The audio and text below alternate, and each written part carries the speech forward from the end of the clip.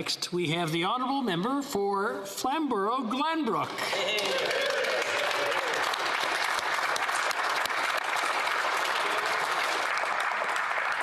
Thank you very much, Speaker. For almost 16 years, I've had the honour of speaking here in the House of Commons chamber to represent the interests of Canadians.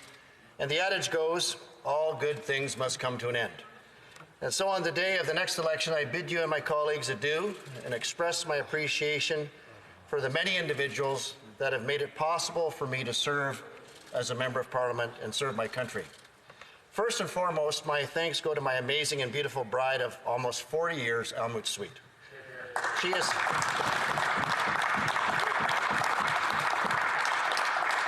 had to tolerate too many absences, interruptions, and stress that unfortunately our partners must endure for us to be present in Ottawa. In Elmwood's case, she also endured 2 cancer surgeries and the tragic loss of our daughter, Lara. Sweetheart, you not only have my undying love, but also gratitude and deep respect for your willingness to sacrifice for my service and for your country.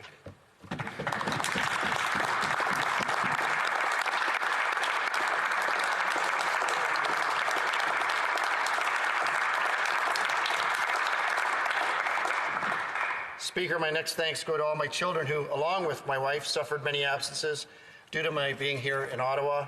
All of them have been so gracious and always referred to my absences as a mission they approved of, and we're thankful for my work representing our country. And I'm so looking forward to spend more time with them, more time with Teresa, Christopher, Lucian, Ruben, DC, grandchildren, and far too many names to name. Next are the constituents of Flamborough-Glanbrook, but also those of Waterdown, Westdale, West Hamilton, Dundas, and Ancaster that I served for quite some time as well. Please accept my heartfelt thank you for placing your trust and confidence in me to represent you here in this House of Commons. Your vote gave me the privilege very few Canadians have been able to experience throughout the history of our great nation, and for that you have my sincere, undying gratitude. Now, Speaker, forgive me and all my colleagues, please, because one of the missions we had in my office was to launch young people into successful careers in politics. So my staff over the years, the list is long, but they deserve to be named. Doug, Carolyn, Diane, Steph, Lori, Aaron, Justin, Keisha, Michael, Catherine, Rebecca, Justin, Jacob, James, Nathan, Rachel, Monica, Alicia, Sandra, Luam, Chris, Jacob, Colin, Tracy, and presently Patricia, Liz, James, Simon, Denise, Alex, and Dan. All right. Every member should readily admit, without hard-working, dedicated, patient staff, they would accomplish very, very little. Thank you, Team Sweet, for all you do to make me look good, but more importantly, for all you do for Canadians. You're a gift to our nation. As I just said, all of my staff are amazing, but there are very special staff who believed in me and were with me from the very beginning and deserve special mention. Doug and Carolyn Brown took on the task of shepherding me through the process of establishing a constituency office, and by so doing, they set the standard remarkably high for all future staff. Their professional, mature approach to constituent service meant that we had a stellar reputation throughout the entire greater city of Hamilton, and consequently, were able to successfully sort out the problems of thousands of people everywhere from rescuing Canadians from desperate dictatorships around the world to those dreaded CRA files. Doug and Carolyn, I'm in your debt for the rest of my days for your service and friendship. Canada's a better nation for you. Steph Rose was my first legislative assistant who had such a drive to excel that he interviewed many senior staff on the Hill to make sure he was able to serve in his capacity with excellence, and he sure did. Steph 3 times rewrote legislation for me that became one of the few private members' bills to pass with all party support, the Fairness for Victims of Violent Offenders Act. He managed committee work and so much more, but ultimately always stood out because he was ready to go the extra mile. Steph, I'm so happy that you're where you always wanted to be, and Canada is a better and safer place due to your efforts, my friend. Somehow, I convinced a fine man named Dan Muse that I was a candidate that needed to be elected to serve Canadians alongside Stephen Harper. Now, Dan started his career as a special assistant to Jean Charest when he was elected as a member of this House. The riding was known as Ancaster, Dundas, Flamborough, Westdale in those days, and since 2004, he's helped me with virtually every aspect of my parliamentary career, including, after particularly rough days, I was able to dump on him my frustrations. Dan has served this country in ways that many will never know, and he will never be adequately rewarded for it. Yet, Dan is not the kind of person who does what they do for a reward. His dedication to Canada is his love for the same. Thank you, Dan, for your service, hard work, and dedication, and our deep friendship. Then there are your best friends that help you keep your feet on the ground and bring you a better perspective to life than what you get within this thing we call the Ottawa bubble. They are the ones that help shape you early in life into who you are and who you're becoming. Bob Baxter and Reed Myers have both departed this world for eternity, but mentored a young man who had a fleet of tow trucks back in 1982 and encouraged him to grow in character, intellect, and spiritually. My best friends, Larry and Leslie Brune, I apologize, colleagues, have assisted myself and my family in every imaginable way. Their generosity, hospitality, dedication, and kindness have, in no small way, been one of those substantial reasons I'm here today. These two individuals I speak of have quietly helped hundreds of people and have done it so humbly and quietly that few know the amazing impact that they've had on large groups of Americans and Canadians. Their selfless efforts to serve others is so great, the human language falters at trying to explain their love for others, Speaker. A special thanks to my friend Frank, a reserve officer in the Israeli Defense Force who always welcomed me to Israel. Such a good friend and brother, and who I get to see so seldom. Frank, peace and protection to you and your family.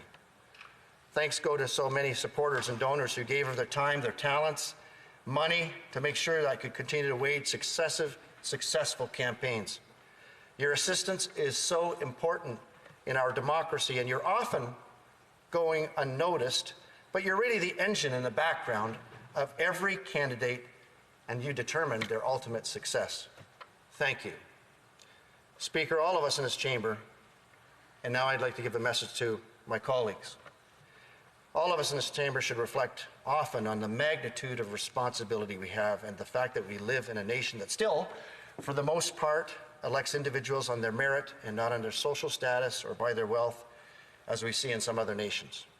We are blessed to live in a country where voters determine the outcome of an election and not individual political parties who have the right to establish lists for voters or a regime of evil elites who tell voters how they should vote.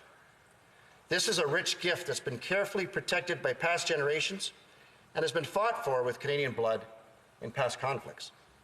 No matter what party you are from in this chamber, your individual responsibility as a member is to guard this cherished institution. That is exactly why we are obliged to swear an oath to Her Majesty, the Queen of Canada. We don't protect this institution because we're privileged. No, we guard and protect this institution because this chamber is where critical issues that concern individual Canadians are debated and resolved. Speaker, I thought I had a good handle on what I just said until the evening we were to vote on whether we would sustain our troops in Afghanistan. I knew the issues. I knew the good work our troops had accomplished.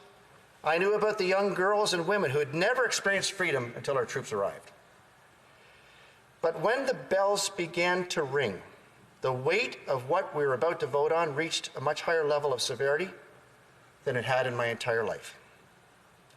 I realized that my vote would not only allow a continued effort by our troops to accomplish their good work, but it also meant that our young men and women were going to continue to be placed in harm's way, and it meant Canadians would die. There were many poignant times in my career that were transformative and giving me a deeper clarity regarding the magnitude of our responsibilities. But sustaining our troops in one of the most dangerous areas of Afghanistan, areas where other countries abandoned, was the most sobering. Speaker, I encourage all my colleagues to think for themselves and bear in mind the oath we have taken and the concerns for our constituents and all Canadians. I think political parties are great institutions and in and of themselves, and I'm very grateful for my party, the Conservative Party of Canada, and my band of brothers and sisters, my colleagues. Consequently, I want to encourage all members from all parties to, yes, be a team player, but also be ready to think through all issues and steward your own integrity. You want that confidence when you look in the mirror every day that you are your own person. Let me turn to thanks now, Speaker, and I'll wrap up. Some of my colleagues have become good friends, and I'll keep them long past politics. The member for Niagara West,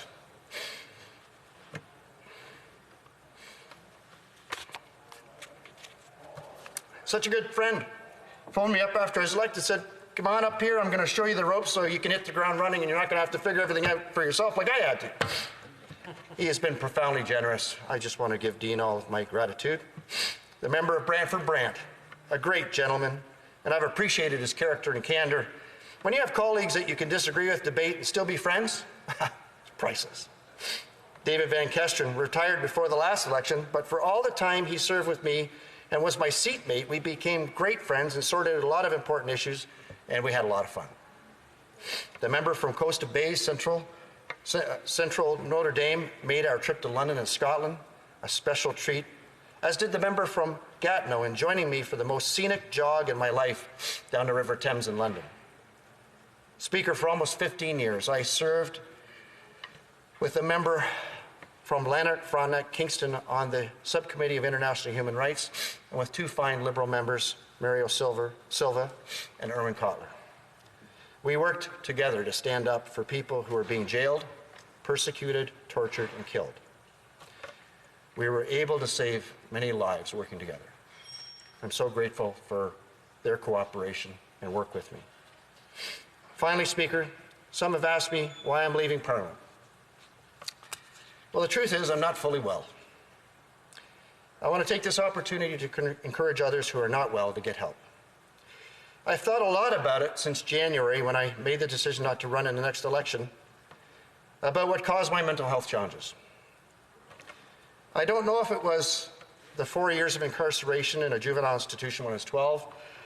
It may have been when I was attacked by a knife-wielding assailant in Lockport, New York, or the betrayal of business partners when I was a young businessman, or losing two children, one who died in my hands while I was trying to deliver her, and another one who took her own life. Maybe the terrorist attack here on Parliament Hill played a role, and the too many funerals I planned because I was always looked to as the guy who could handle it. The 15 years of hearing the worst stories of human suffering in the Human Rights Committee, I know, played a role. Likely the entire lot played a role, as did the current draconian lockdowns. Speaker, we should all respect that everyone has a limit, and it's different for everyone. Thankfully, Speaker, there are many who have greater limits than us, like many who are in the Canadian Forces, and for those individuals, we are so grateful. All of us need to be conscious of what our limit is and assure we get relief and help when needed well before it becomes crippling. This is what I'm doing, and I encourage all those who can hear my voice and need help to seek it and be relentless to get what you need. You need not feel any shame. We all need help sometime.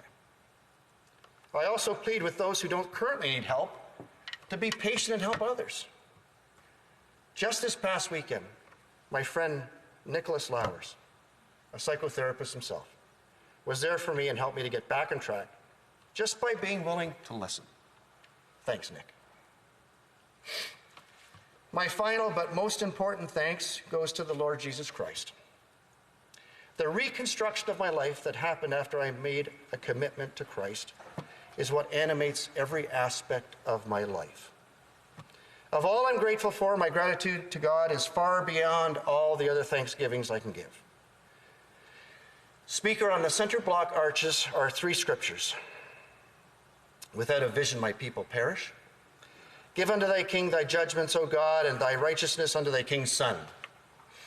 and on the other, he shall have dominion from sea to sea. These are words that guided principled people, as imperfect as they were, to build a nation that people from the four corners of the world want to get to call their home. Speaker, people are not staying up all night thinking, I just have to plot and scheme how to get to Iran. They're not saying, if I could just get to Russia, everything would be okay.